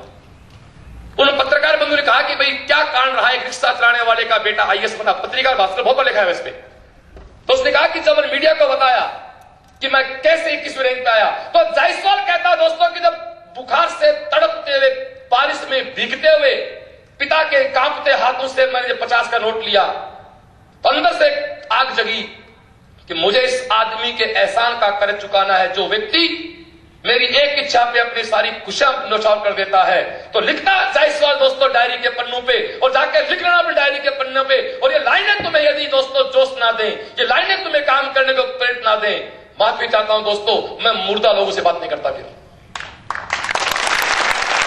लिखता है जायसवाल कि ये खामोश जिंदगी हमें जीने नहीं देगी यारो, ये खामोश जिंदगी हमें जीने नहीं देगी यारो, कुछ करना है तो कोहराम मचा दो। और वो कोहराम मचाए जायसवाल ने। और दोस्तों, पहले चांस में 21वां रैंक लेके आज वो बंदा एक जिले का मालिक है। तो क्या हमारी मां ने हमें इतना कमजोर दूध पिलाया है क्या कि हम अनिल जायसवाल नहीं बन सकते? मैंने बात जहां शुरू की दोस्तों सफलता की, तथाकथित लोग पता नहीं सफलता की क्या क्या परिभाषा देते हैं। मैं सफलता की केवल 2 परिभाषा देता हूं। सफलता उनको मिलती है जो अपनों के दर्द को समझते हैं, सफलता उनको मिलती है जो अपनी बेइज्जती को समझते हैं। दोस्तों, जो अपनी बेइज्जती को समझते हैं, अपने अपनों के दर्द को समझते हैं, वो जिंदगी में कभी असफल हो नहीं सकते। कैसे बनते हैं दोस्तों सचिन तेंदुलकर? आपको ध्यान होगा, सचिन के फादर जब खत्म हुए, जब उनका तीसरा था, बंदा 3 दिन के बाद चौथे दिन शायद कोई टेस्ट मैच चल रहा था और बंदा खेलने पहुंच गया था। तो दोस्तों मान के चलो कि सचिन तेंदुलकर खेलने गया तो पैसा तो मुद्दा उसका था ही नहीं ना। उसने कहा नहीं, मेरे पिता भगवान है मेरे लिए। आपने सचिन को देखा ना, सचिन अपने फादर खत्म होने के बाद जब अच्छी पारी खेली, उसने हमेशा आकाश को देखा है। दोस्तों, कभी मैं तो इस बात को थोड़ा और ढंग से बताऊं आपको, तो सचिन तेंदुलकर 3 दिन अपने फादर को पूरे होने के 12 दिन से पहले, तो अपने हिंदू होते हैं, चौथे दिन दोस्तों वो खेलने चला गया, क्योंकि उसने कहा कि देश को मेरी ज्यादा जरूरत है। और ये तो हो सकता है आपको लगे बुद्धिजीवी लोग होते हैं कुछ, चला गया होगा, पैसे मिले होंगे, ठीक है। 20 करोड़ कितने के होते हैं रे? 20 करोड़ कितने के होते हैं? खूब होते हैं ना। तो सुन, अखबार में लेख आया, महेंद्र सिंह धोनी को हिंदुस्तान का सबसे बड़ा विज्ञापन का अनुबंध मिला 16 करोड़ रुपए का। ओ साहब, जो लोग केवल पैसे को समझते, ओ साहब धोनी ये है वो है। अगले दिन उस न्यूज पानी फिर गया। अगले दिन न्यूज आई, ये अनुबंध तो 20 करोड़ में पहले सचिन के पास गया था। जो अनुबंध धोनी के साथ 16 करोड़ में हुआ, उसका ऑफर 20 करोड़ के साथ सचिन के साथ था। सचिन ने ठुकरा दिया दोस्तों कि वो अनुबंध शराब का था। सचिन के फादर ने कहा था, बेटा तू इस हिंदुस्तान का आदर्श है, युवाओं का आदर्श है, तो कुछ भी करना, मेरी एक बात मानना, कभी नशीले पदार्थ का विज्ञापन मत करना, कि लोग तेरे को नशीला पदार्थ के विज्ञापन करके यदि एक भी नशा करना सीख गया तो तू देश का सबसे बड़ा गद्दार बच्चा होगा। और दोस्तों, अपने पिता की बात मानने के लिए उस आदमी ने 20 करोड़ का विज्ञापन ठुकरा दिया। वो सचिन तेंदुलकर अपने पिता की तीये की बैठक के तुरंत बाद जाता खेलने। तब दोस्तों लोग उन्हें क्रिकेट का भगवान कहते हैं। तब आज सचिन कहता है कि कभी जिस अमिताभ बच्चन की पिक्चर देखने के लिए हमें क्लास छोड़ते थे, आज वो अमिताभ बच्चन मेरा मैच देखने के लिए शूटिंग रोक देता है। दोस्तों, बहुत मेरी बात होती है। आपको अमिताभ बच्चन किस्सा पता है? कुछ टाइम आपका लूंगा, जो निकलना हो बीच में तो निकल सकता है, कि टाइम आपका 6 तक था मेरा। दोस्तों, अमिताभ का एक 10 मिनट का 5-6 मिनट किस्सा, उसको बात करके लपेटो मेरी बात। आदर्श क्या होते हैं, संस्कार क्या होते हैं? आपके सामने बड़ा प्रश्न खड़ा होगा रे साहब, ये फालतू बात है, कुछ संस्कार में सब कुछ पैसा होता तो माइकल जैक्सन को कुत्ते की मौत नहीं मरना पड़ता। दोस्तों, माइकल जैक्सन जिसके जिसके साथ पूरा विश्व नाचा था, उसके पास केवल संस्कार नहीं थे, कभी पुरुष बन गया, कभी महिला बन गया, कभी बीच का बन गया और लास्ट में कुत्ते की मौत बन गया सड़क था। क्यों? उसके पास संस्कार नहीं थे। मरने में पता नहीं चला कि मरना मरा तो उसको कोई, क्या यही जिंदगी है दोस्तों? एक फिल्म है जिसमें शायद मुन्ना भाई MBBS है, पता नहीं कौन सी फिल्म है, जिसमें एक शुरू में 2.5 मिनट की एक लड़की एक डायलॉग बोलती है कि सूरज को छुपते हुए देखे जमाना हो गया, सूरज को निकले हुए देखे जमाना हो गया, इसी का नाम जिंदगी है तो फिर मौत क्या दोस्तों? मां से मिले जमाना हो गया, भाई से गले मिले जमाना हो गया, इसी का नाम जिंदगी है तो मौत क्या दोस्तों? दोस्तों इन्हीं का नाम सफलता है, तो फिर असफलता क्या माय डियर? मैं अमिताभ के किस्से की बात खत्म करके इस असेंबली को समाप्ति में लेके जाऊंगा। आपको शायद पता नहीं, आप बहुत छोटे रहे हैं। अमिताभ बच्चन, एक दौर था जब पूरा हिंदुस्तान उस बंदे के साथ यूं कंधे से कंधा मिला के उसके साथ झूमता था। जब पूरी फिल्म में बंदा घायल होता है तो शायद उतनी खून के पत्थर, उतनी दुआएं, उतनी मन्नतें आज तक ना मांगी गई है ना मांगी जाएंगी। दोस्तों वो अमिताभ का एक बुरा दौर आया, बर्बाद हुआ अमिताभ, पता होगा आपको। 1990 में अमिताभ बच्चन के सर पे, मैं मेरी समाप्ति की ओर आ रहा हूं भैया, अमिताभ बच्चन के सर पे 100 करोड़ का कर्जा था। अमिताभ के पास कोई काम नहीं था। आज तुम्हारा अभिषेक बच्चन जो है, तुम्हारी पीढ़ी का हीरो है, ये उसमें पढ़ता था, ये अमेरिका में स्टूडेंट था। अमिताभ के पास अपने बच्चे के फीस के पैसे नहीं थे, अपने घर की पेंट के पैसे नहीं थे, बैंक के कर्ज चुकाने के पैसे नहीं थे, अपनी इसकी सारी गाड़ियां बिक गई थी। ये मैंने कहता हूं, मीडिया में लिखा हुआ है, आप कभी पढ़ना किसी जाके नेट पे। दोस्तों अमिताभ बच्चन की सारी गाड़ियां बिक गई थी और अमिताभ बच्चन ने अपने दोस्तों से अपील की कि यार तुम अपनी गाड़ियां मेरे घर पार्क कर दो, ताकि लोगों को भ्रम बना रहे कि अमिताभ की गाड़ियां नहीं बिकी हैं। तो अमिताभ कहता मेरे एक भी दोस्त ने अपनी गाड़ी मेरे घर पार्क नहीं की थी। लोग दोस्तों कहते हैं कि उस समय GTV वाले अमिताभ के घर पहुंच गए थे कि तेरे घर को हम शूट करेंगे, इसको दुनिया को दिखाएंगे और हमें इस बहाने माइलेज मिलेगा। अमिताभ ने हाथ जोड़े कि प्लीज आप मत परेशान करो मेरे को, मैं से परेशान हूं। कैसे भी करके वो बात वहीं रुकी। लेकिन दोस्तों ये कौन बनेगा करोड़पति जो कार्यक्रम है ना, ये सबसे पहले GTV लेके आया था हिंदुस्तान में। और जब GTV का मालिक मिस्टर गोयल अमिताभ के पास से बात लेके गया कि मैं एक प्रोग्राम लेके आया, अमेरिका का गेम शो था एक, ये विदेश में इसका नाम है गेम शो, तो अमेरिका का गेम शो था एक, उसने कहा हम चाहते हैं आप एंकरिंग करें। अमिताभ ने कहा मैं कुछ भी कर सकता हूं, मैं GTV पे एंकरिंग नहीं कर सकता। उसके बाद ये बात पता लगी स्टार प्लस वाले को, रियल कहानियां है। स्टार प्लस अमिताभ के पास गया, आइडिया चुराया GTV का, और स्टार प्लस पे KBC आया, और आप जानते हो KBC स्टार प्लस को जान दे गया था। तो दोस्तों GTV के मालिक ने एक बात कही थी कि शेर को कभी छेड़ना नहीं चाहिए, शेर घायल भी है ना तो भी कुत्ता नहीं होता, शेर शेर होता। दोस्तों तो अमिताभ बच्चन उस बुरे दौर में, आप लोग सुनना, अमिताभ बच्चन एक दिन रात को, मैं बात यहां से कहना चाहता हूं मेरी, अमिताभ अपने पिता को बहुत मानता है, अमिताभ बच्चन को। आप कभी देखना आज फिल्म इंडस्ट्री में दोस्तों परिवार किसी के पास है तो अमिताभ बच्चन के पास है। परिवार क्यों? कि अपने बाबूजी के संस्कार के पास है। अमिताभ बच्चन कहता है कि एक दिन मैं जब दुखी हो गया था, अमिताभ कहता मैं सुसाइड करने की सोच रही थी, अमिताभ कहता मैं रातों रोया था। आपके बातें मजाक लगती दोस्तों कई बार, अमिताभ ऐसा कर सकता है क्या? वो कहता मैं रात रोता था और मेरी मजबूरी थी कि मैं जया को और मेरे बच्चों को इस बात का एहसास नहीं देता था कि उनके लिए बहुत बड़ा आदमी था, तो मैं डूबा होता कर्जे में। जया को और अभिषेक और मेरी बेटी को कभी मैंने ये एहसास नहीं दिया कि मैं दुख में हूं, लेकिन मेरे पिता मेरे चेहरे को पढ़ गए। कभी मैंने ये एहसास नहीं दिया कि मैं दुख में हूं, लेकिन मेरे पिता मेरे चेहरे को पढ़ गए। मेरे पिता ने मेरे चेहरे को पढ़ा। और एक दिन रात को मैं जब देर से घर आया तो बाबूजी ने कहा अमिताभ यहां आ। और मैं जब मेरे बाबूजी के पास जाके बैठा, मेरे बाबूजी चेयर पे बैठे थे और मैं उनके पैरों में जाके बैठा, तो बाबूजी ने कहा कि कुछ परेशान सा लग रहा है तो इन दिनों।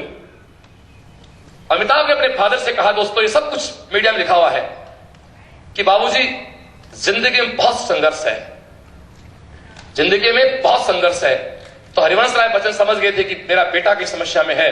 हरिवंश राय बच्चन की एक लाइन, लोग कहते हैं क्या होता है मोटिवेशन से, लोग होता क्या होता है बात करने से। हम 100 करोड़ के कर्जे में डूबा अमिताभ बच्चन, 1990-91 में बात कर रहा हूं ये मैं। अपना सब कुछ बिक चुका, गाड़ियां बिक चुकी, अपने बच्चों की फीस के लिए उसका पैसे नहीं, वो कहता मैं सुसाइड करने को तैयार था।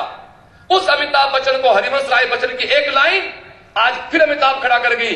माफी चाहता हूं, तुम्हारे युवा पीढ़ी के हीरो आज भी उसके सामने दोस्तों बोने लगते हैं। वो बंदा 74 साल का डोकरा 3 घंटे की फिल्म अगला घर से उठा गई, क्योंकि इसके पास दोस्तों संस्कार है। तो अमिताभ बच्चन को कहता है हरिवंश राय बच्चन, अमिताभ, और ये बात मैं बेटा आपसे कह रहा हूं एक पिता के नाते, जिंदगी में संघर्ष नहीं है, जिंदगी तब तक है जब तक है संघर्ष है। तो मेरे दोस्तों, संघर्ष जिंदगी में नहीं है, संघर्ष जिंदगी का एक सांस है। और अमिताभ कहता है ये 9:30 बजे की बात है, मैं तुरंत उठा और मेरे घर के ठीक पीछे यश चोपड़ा रहते थे, जो दुनिया में नहीं है, खत्म हो गए।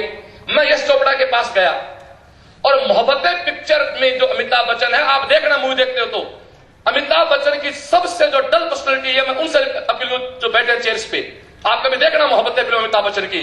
मोहब्बतें फिल्म का अमिताभ बच्चन बहुत सुस्त है दोस्तों, बहुत दुखी है। बाकी अमिताभ बच्चन के चेहरे पे अलग चमक होती है कि वो एक डुबाव अमिताभ बच्चन था। मोहब्बतें फिल्म का बर्बाद अमिताभ बच्चन था। अमिताभ बच्चन जाके कहता है यश चोपड़ा को मुझे काम चाहिए। यश चोपड़ा कहता है क्या मजाक कर रहे यार, तू काम मांगने आया है, जब तेरे लोग तेरा इंतजार करते हैं कि सब परिस्थितियां हैं, आप पैसा कितना लेगा तू? अमिताभ ने कहा मैं आज मांगने आया हूं। अमिताभ लिखता है, उसने कहा मांगने वाले की कीमत नहीं होती है, मैं आज मांगने वाला हूं। दोस्तों रोंगटे खड़ी करती चीजें। फिर अमिताभ वापस खड़ा हुआ और आज आपके सामने अमिताभ बच्चन है। डेयरी मिल्क का विज्ञापन जब अमिताभ बच्चन ने किया तो तथाकथित कुछ लोगों ने कमेंट्स पास किए कि अमिताभ को इतने पैसों की भूख क्या पड़ गई जिसको चॉकलेट बेचनी पड़ती है। तो अमिताभ बच्चन ने पलट के जवाब दिया ट्विटर पे कि ये पैसों का ज्ञान देने वाले उस दिन कहां थे जब मैं कर्जे में डूबा हुआ था। ये करण धन्ना सेठ उस दिन कहां गए थे जब मैं मेरा बाल बाल कर्जे में डूबा हुआ था। पैसा मेरे लिए सब कुछ नहीं है, मेरे परिवार को पालने के लिए मुझे पैसा चाहिए कि मैं रातों को रोया हूं। उस दिन मेरे साथ तुम में से कोई नहीं था। और दोस्तों यूं कहूं, रोवो तो हंसो तो दुनिया तुम्हारे साथ हंसेगी, बट दोस्तों रोना पड़े तो हमेशा रोना अकेले पड़ता है। इसलिए मैंने जहां से बात शुरू की थी उसी मुकाम पे लाके छोड़ता हूं कि जिंदगी में अकेले रहो, शेर का समूह नहीं होता है, अपनी वन मैन आर्मी बनाओ। शहर में आके अनावश्यक यार दोस्त तुम टाइम वेस्ट मत करो दोस्तों। ना फेस टू फेस फ्रेंड हो, ना फेसबुक का फ्रेंड हो। दोस्तों अक्सर युवा पीढ़ी से लोग पूछते हैं, माफी चाहता हूं आप सब बेचैन बच्चे बैठे हो, मैं आपसे बात कर सकता हूं कि आपका पहला प्यार कौन है।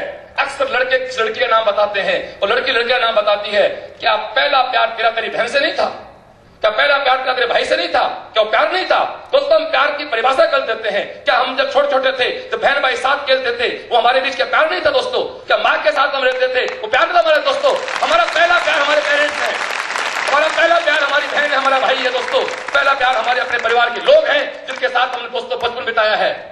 छोटी छोटी बातों में जिनके साथ हम झगड़ा करते थे, पर रात को फिर भी सोते समय एक होकर सोते थे। नहीं यार दिन की बात भूल जाते, कल आज फिर लड़ेंगे अपन, फिर साथ होते दोस्तों। तो माय डियर, तो अब अकेले रहो, अपने सपनों में जान पड़ो दोस्तों। इस स्टेट की पूर्व मुख्यमंत्री वसुंधरा जी की लाइन मुझे बहुत अच्छी लगती है कि उड़ान दोस्तों पंखों से नहीं हमेशा हौसलों से उड़ती है। दूसरी बात दोस्तों एक और कहना चाहूंगा, इस दुनिया में लोग अधूरी सी बातें करते हैं। अक्सर लोग कहते हैं कि जो गरजते हो बरसते नहीं है, ये अधूरी बात है मेरे यार। लेकिन जो गरजते हो बरसते ना तो मेरे भाई बाढ़ आ जाती है। आपको गरजना भी है और बरसना भी है दोस्तों। लोग कहते हैं कि बात करने से कुछ नहीं होता, तो यार इतना तो श्रवण को खुद पे विश्वास है। आप 4 बजे जो आए थे ना, अब आप वो नहीं हो। मैंने आपसे बात तो की है, आप में से कम 100 लोग तो वो नहीं है यार, गारंटी नहीं। जो आए थे वो नहीं है दोस्तों। तो मैंने क्या किया? क्या मैंने पढ़ाया? ना मुझे जीके आता, ना मुझे सोशल साइंस आते, ना मुझे आरपीएससी आते, ना मुझे पटवारी आता है। मैंने तो ना आरएस की बात की, ना आईएएस की बात की। मैंने तो एक बात की है कि तेरी माँ गांव में कब क्यों सीना फुला के घूमे, देख अफसर की माँ हूं मैं। और तो ये सिखाया दोस्त तेरे को। दोस्तों हमारे इस जिले में एक कुंजीलाल जी मीणा नाम के कलेक्टर आए थे, आप नाम सुना हो, कुंजीलाल जी मीणा। तो गांव के, तो आप सोच लो कि गांव में जो स्वयं साइड जो मीणा होते हैं, वो जो आंटी, जो उनकी मम्मी आंटी बोलते हैं उनको, वो ऊपर इतना ऊंचा घाघरा पहनते, गांव पहनते ऊंचा सा घाघरा। वो गांव में टिपिकल से और आप जानते हो कैसे होते हैं, सब जानते हैं, हमारी दादी वगैरह देख लो आप। कुंजीलाल जी जहां भी कलेक्टर बनते हैं ना, जहां भी अधिकारी बनते हैं, पता क्या करते हैं, सबसे पहले उस कुर्सी को अपनी मां को बैठाते हैं कि देख मां तू है ने जा थारो छोरो तो बड़ो है, पहले तू बैठ। हकीकत है, कुंजीलाल जी हमेशा अपनी मां को दोस्तों पहले बैठाते हैं। और एक बार कुंजीलाल जी कह रहे थे कि मेरी मां वो कलेक्टर कैसे बने, ये सुन।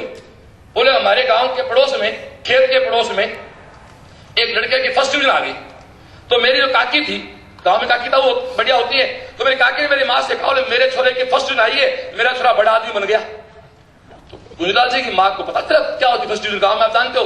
तो वो घर आए, अरे बोले कुंजा आज बात पड़ोस वाले कह रही कि बड़ो छोरो बड़ो आदमी बन गयो, वो बड़ो आदमी आपने बढ़ जा रहे। जब बोले मां बड़ो आदमी कलेक्टर है, तो बोले एक काम कर कुंजा तू तो आपने कलेक्टर बन जा, रियलिटी है। और कुंजलाल जी कहते हैं यार मां ने इतने प्यार से कहा तो मैं कलेक्टर बन गया। वो बंदा आज बिजली बोर्ड का सीएमडी है। दोस्तों ये बड़ी बातें, छोटी बातें होती हैं। तो दोस्तों बात लपेटें, समेटें, अंत में मुद्दे पे आते हैं कि रिजल्ट मिलता कैसे है। इसकी 5 सीडी है, अब ये सुन लो। अब प्लीज 10 मिनट आपको लूंगा। आपको यदि सेव की खेती करनी है, अब समाप्ति की ओर आ गया, मैंने कल कहा था वहां श्रीराम कोचिंग में बोलना शुरू हो जाऊं तो बराबर बोल सकता हूं। दोस्तों आपको सेव की खेती करनी है तो सबसे पहले क्या करोगे, सेव का बीज लाओगे। बोलो हाँ है ना, सेव का बीज ले आए और बीज को लाके रख दिया तिजोरी में, तो क्या सेव पैदा हो जाएगी। सेव के बीज को आपको जमीन में बोना पड़ेगा, पर जमीन तो मेरे फतेहपुर वाले में बो देगा तो वहां सेव तो क्या भाजी और बाजरा होता केवल, जमीन भी सेव के लायक होनी चाहिए। प्रॉपर सेव का बीज लाओ बेटू, सेव के बीज के बाद उसको प्रॉपर जमीन में बो। ठीक है साहब, सेव का बीज लिया है, प्रॉपर जमीन में बो दिया और सेव का बीज बो के आगे सो गए, ना खाद दिया ना पानी दिया, तो क्या सेव हो जाएगी, नहीं हो सकती। प्रॉपर बीज। अब इससे तू चाहे सेव पैदा कर ले, चाहे तू इससे बाजरा पैदा कर ले, चाहे इससे तू घास पैदा कर ले, चाहे इससे तू अंगूर पैदा कर ले। इस प्रक्रिया से आईएएस बनेगा, इसी प्रक्रिया पटवारी बनेगा। अब फर्क एक चीज का रहेगा, केवल बीज का। अगली प्रक्रिया वही है, बीज घास का लगा चाहे सेव का लगा, पहले बीज चाहिए, फिर जमीन चाहिए, फिर खाद पानी चाहिए। और दोस्तों एक बात सुनना, बरगद के पेड़ और घास की साइज में बहुत फर्क होता है। घास कितना सा होता है, बरगद का पेड़ बहुत बड़ा होता है, लेकिन घास के बीज को और बरगद के बीज को देखना, बीज की साइज में बहुत बड़ा फर्क है नहीं होता है। दोस्तों प्रॉपर बीज लिया है, अच्छी जमीन में बो दिया, अच्छा खाद पानी दे दिया। खाद पानी दे के दोस्तों सेव के पेड़ बड़े हो गए, लेकिन खेत के या बगीचे के दोस्तों बाढ़ नहीं है चारों तरफ है, तो ये आवारा सांड या गाय पशु तुम्हारे सेव के पेड़ों को नष्ट कर सकते हैं, तुम्हारी पूरी मेहनत खराब कर सकते हैं। तो खेत के बाढ़ होनी चाहिए, और बाढ़ के ऊपर एक मजबूत चौकीदार नहीं है तो गांव के आवारा छोरे बाढ़ पे से कूद कूद के सेव खा जाएंगे। मतलब अच्छा बीज, अच्छा बेटा बेटी, आप अच्छी जमीन, अच्छी संस्था, अच्छा खाद पानी, अच्छा भोजन। कौन सा, रोटी वाला नहीं, जो मैंने कहा वातावरण का भोजन, नकारात्मक सोच के लोग नहीं रहे। उसके बाद बाढ़, चौकीदार यानी सुरक्षित हाथों में उस संस्था का डायरेक्टर, तेरे घर के पिता चाचा ताऊ तेरी केयर कर रहे।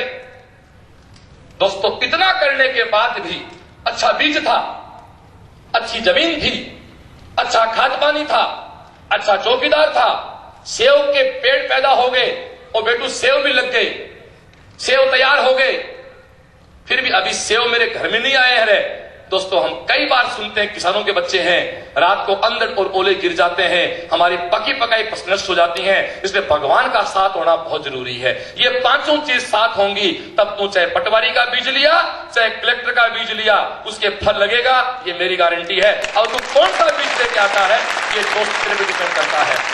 जमीन सीकर की बेस्ट है, यहां घास भी लगता है, सेव भी लगती है। खाद पानी, आपके माता पिता इतने सक्षम है दोस्तों, वो आपको अच्छी किताबें और दे देंगे। अच्छा वातावरण, मेरे शिक्षक साथी मेरे कोचिंग संस्था देती हैं, और आपको लगता है कि आपको किस तरह के माहौल की जरूरत है, तो जिस जगह बैठे हो वहां शाम को 7 बजे रोज ऐसी बातें होती हैं। आपको खुला निमंत्रण है, पेटों की तरह अधिकार है। आप यहाँ 7 बजे रोज आके बैठ सकते हो, कोई मना नहीं करेगा आपको दोस्तों। यहाँ रोज 7 बजे हनुमान चालीसा होता है। अभी 6:40 हो गए, देखना कुछ देर बाद मेरे चुन्नू मुन्नू आने हैं, थोड़ी देर बाद 7 बजे आप रोज आके बैठ सकते हो। उसके बाद अच्छा चौकीदार दोस्तों, तुम्हें कोई परेशान नहीं कर सकता। कभी तुम्हें कोई परेशान करे किसी भी तरह से, कोई भी आपको समस्या हो, इस बड़े भाई अपने इस गार्जियन के पास आ सकते हो। और ईश्वर इतना कुछ कर लोगे ना तो भगवान तुम्हारे साथ रहेगा दोस्तों। ऐसा मेरा व्यक्तिगत मानना है कि मेरा साथ वो हमेशा देता रहे। इसने मेरा बहुत बात साथ दिया।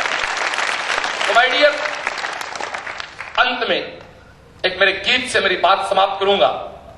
इन सब बातों को मैं गीत में कह देता हूं दोस्तों। सारी चीजें पटवारी बनने से लेकर कलेक्टर बनने तक आवश्यक है दोस्तों। ईश्वर का साथ सबसे जरूरी है।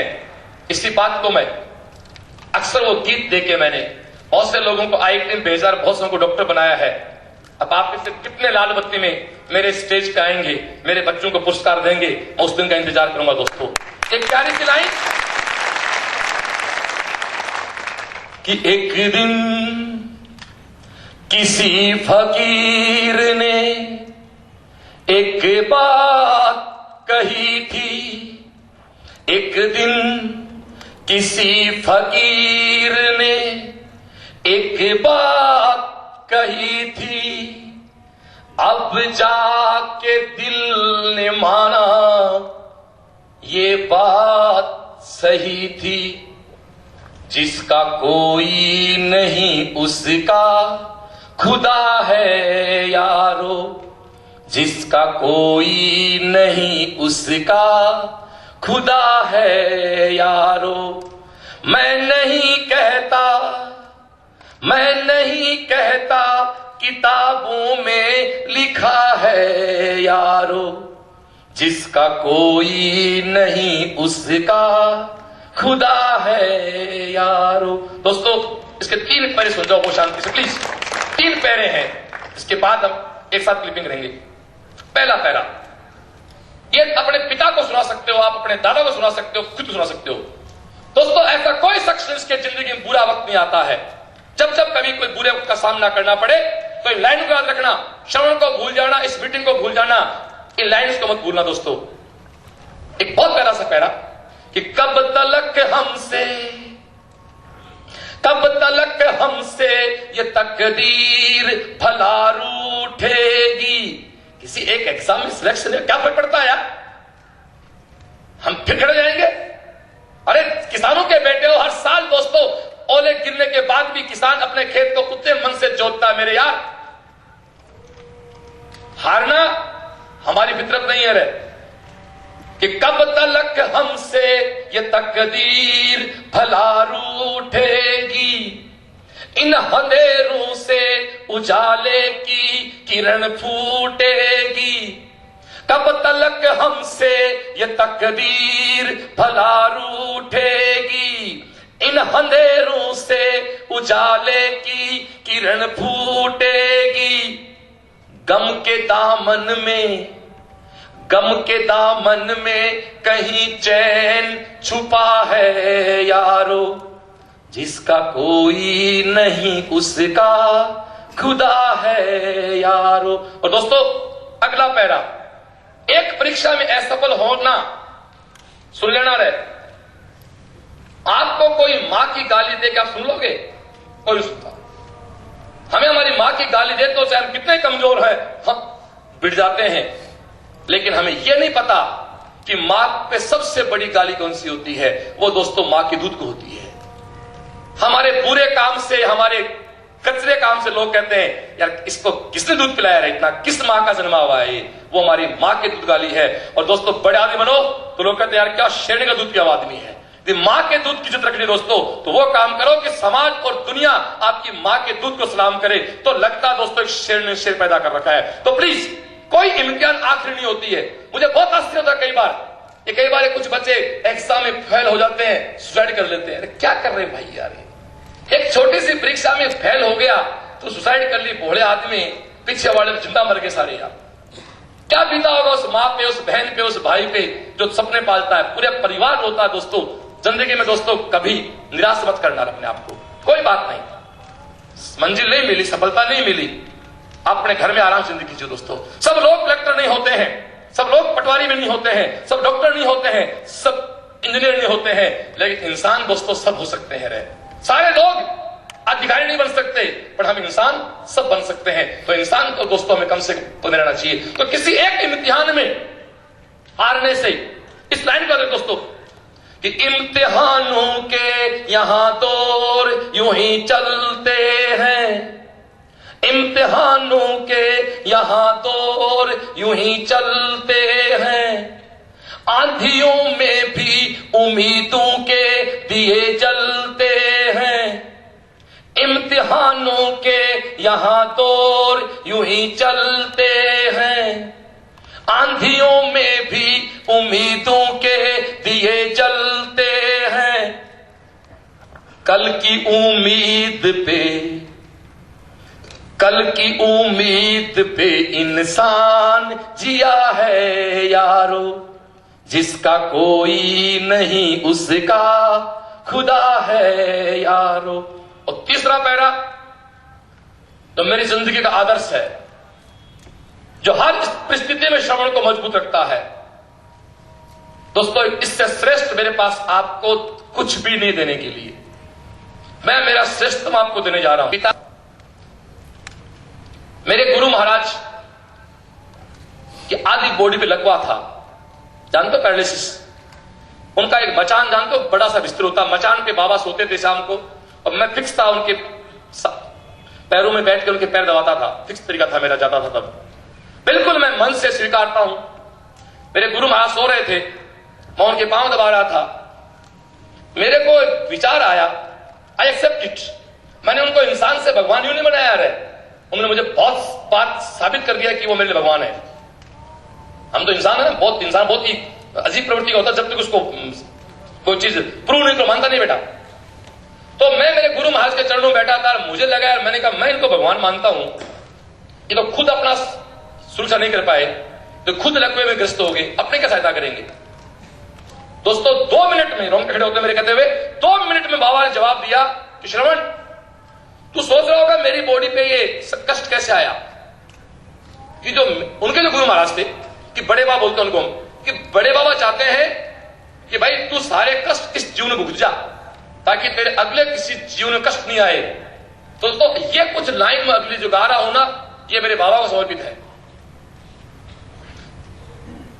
क्या राम 14 साल जंगल में घूमे थे क्या? क्या कृष्ण का जन्म जेल में नहीं हुआ था क्या? दोस्तों कष्ट भुगतने पड़ते हैं हमेशा। एक लाइन बोलता हूं कि हम तो क्या हैं, हम तो क्या है वो फरिश्तों को आजमाता है। एक बात बता भोले आदमी, अरे 7वीं की परीक्षा दिए बिना 8वीं होता है कोई? अरे परीक्षा दोगे तो आगे जाओगे ना। बिना परीक्षा जो लोग आगे जाते हैं उनको लोग चीटर कहते हैं, फ्रॉड कहते हैं। तो जिंदगी में आगे जानी है तो परीक्षा देनी होगी। फर्क कितना ही है, सरकार की परीक्षाएं पेपर पे होती है, ईश्वर की परीक्षाएं दिमाग में होती। दोस्तों रुके जा, फर्क नहीं है रे। वो उसकी परीक्षा पेपर नहीं होता है, लेता था परीक्षा वो। तो क्या कहता है कि हम तो क्या है वो फरिश्तों को आजमाता है, हम तो क्या है वो फरिश्तों को आजमाता है, बना के हमको मिटाता है फिर बनाता है। प्लीज मैं मेरा श्रेष्ठतम दे रहा हूं आपको, ये जिंदगी का काम आएगा आपके, कि हम तो क्या है वो फरिश्तों को आजमाता है, बना के हमको मिटाता है फिर बनाता है।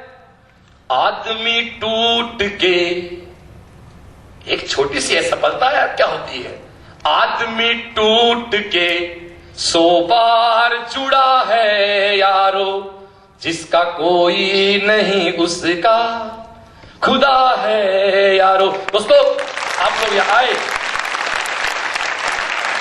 आपने एक छोटे से विज्ञापन से मेरी अपील को महसूस किया। मैं आपके टीचर के नाते, बड़े भाई गार्जियन नाते, मेरी बात की समाप्ति 7 बजने वाले हैं, निकलना हो किसी को तो पहले निकल सकता है, लेकिन 7 बजे हमारे बच्चे भी यहाँ हनुमान चालीसा करेंगे। वो सौभाग्य भी आप लेना चाहो तो लेके जा सकते हो। पर मैं मेरी बात समाप्त करूं उसके पहले ओंकार जी आपसे लास्ट में आपको धन्यवाद ज्ञापित करेंगे। मैं अंत में टीचर, परिवार, सबके नाते एक बात, एक आशीर्वाद दूं, इतनी बड़ी औकात नहीं है मेरी, बट मेरे वाहिगुरु से मैं एक प्रार्थना करता हूं कि आपके वो हर सपने साकार हों, आप वो बन जाएं दोस्तों जो आप सोच रहे हैं, जो आप यहां से अब सोच के जाएंगे, जो सपना यहां से पाल के जाएंगे। ईश्वर करे उस मंजिल पे आप मिले। पर एक स्वार्थ है दोस्तों, लाल बत्ती, हरी बत्ती, पीली बत्ती बैठने के बाद एक बार आके यार मिठाई जरूर खिला जाना, उस मिठाई के वेट करूंगा। थैंक यू दोस्तों, जय श्री कृष्ण।